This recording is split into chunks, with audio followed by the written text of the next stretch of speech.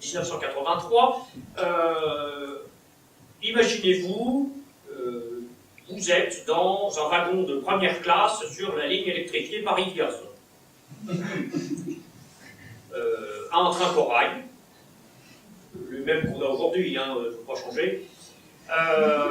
Je suis assis côté fenêtre, dans un compartiment, et alors face à moi est assise une personne qui a eu, sans doute malgré lui, mais une importance déterminante sur la suite de ses recherches. Je veux bien sûr parler du professeur O'Donnell.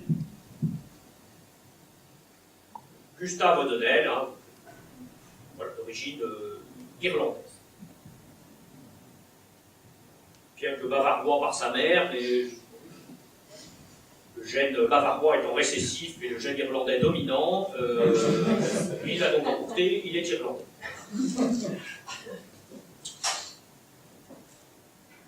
Alors, je ne sais plus de quoi nous parlions. Et à un moment donné, nous parlions de toilettage canin, et la conversation a dérivé sur le transport aérien, et ensuite sur les civilisations toltèques, sur le carotage glaciaire dans l'Antarctique, et ensuite, finalement, nous sommes arrivés au courrier.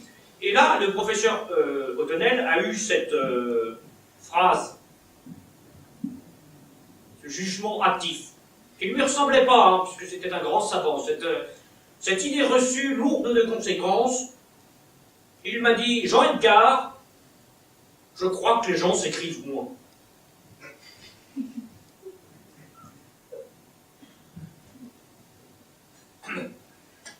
J'étais un petit peu interloqué.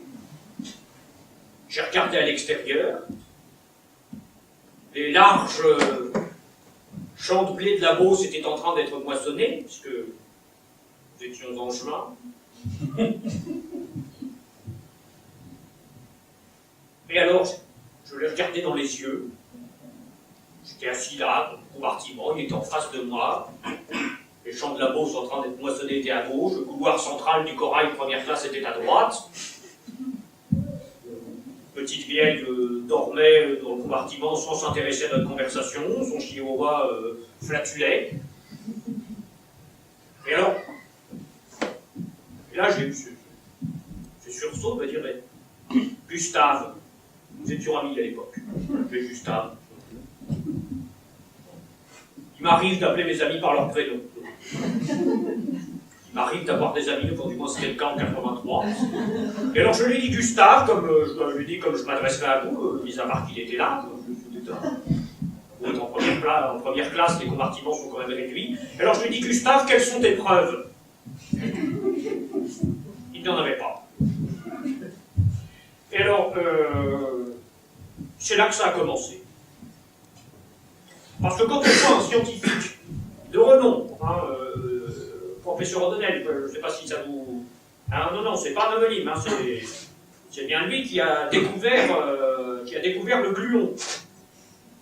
Cette particule élémentaire, voilà, de charge neutre et de speed -1 quart, hein, qui interagit avec les neutrinos pour former la base de la matière.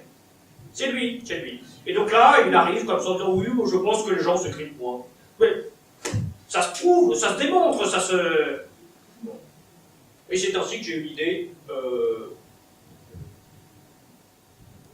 quantifier le flux postal grâce à des modèles physiques. Alors ça, c'est ma formation. Et vous allez voir finalement qu'il y a eu tout un tas d'expériences dont je vais pouvoir vous parler.